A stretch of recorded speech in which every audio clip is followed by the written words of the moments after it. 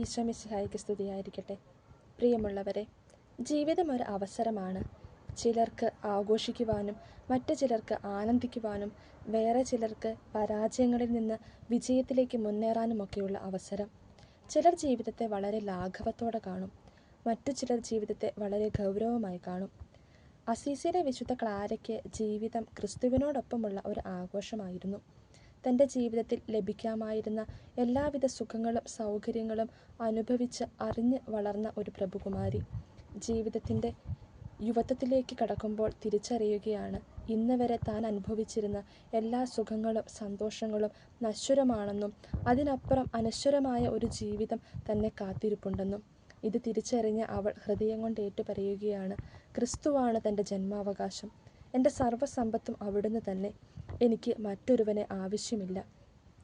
ക്രിസ്തുവിനെ തൻ്റെ ജീവിതത്തിൻ്റെ സർവസ്വവുമായി സ്വീകരിച്ച ഒരു യുവകന്യക തൻ്റെ ജീവിതത്തിൻ്റെ സർവസ്വവും തൻ്റെ ജീവിതത്തിൻ്റെ അർത്ഥവും ജന്മത്തിൻ്റെ അവകാശവും അവനാണെന്ന് തിരിച്ചറിഞ്ഞപ്പോൾ തൻ്റെ വീടിൻ്റെ പുറകുവശത്തുള്ള മരണവാതിലിലൂടെ പടിയിറങ്ങുകയാണ്.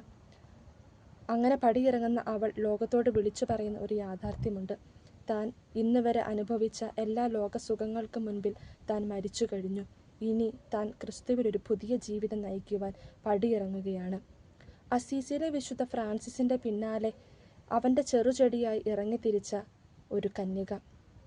ലോകം അവനെ ഭ്രാന്തനെന്നും തെരുവിലൂടെ അലഞ്ഞു തിരിഞ്ഞു നടക്കുന്നവനെന്നും മുദ്ര കുത്തുമ്പോഴും അവൻ അനുഭവിച്ച ക്രിസ്തുവിനെ തനിക്കും അനുഭവിക്കണം. തൻ്റെ ജീവിതത്തിൻ്റെ സർവസ്വവും അവനാണെന്ന് ഏറ്റുപറഞ്ഞ് ധീരതയോടെ ഇറങ്ങിത്തിരിക്കുന്ന യുവകന്യക. പ്രിയമുള്ളവരെ, നാമും ക്രിസ്തുവിൻ്റെ നാമം ഹൃദയത്തിലും അധരത്തിലും പേറുന്നവരാണ്. ക്രിസ്തുവിനെ തൻ്റെ ജീവിതത്തിൻ്റെ സർവസ്വവുമായി നമ്മുടെ ജന്മത്തിൻ്റെ അവകാശിയായി ഏറ്റുപറയുവാൻ നമ്മളിൽ എത്ര പേർക്ക് സാധിക്കുന്നുണ്ട്?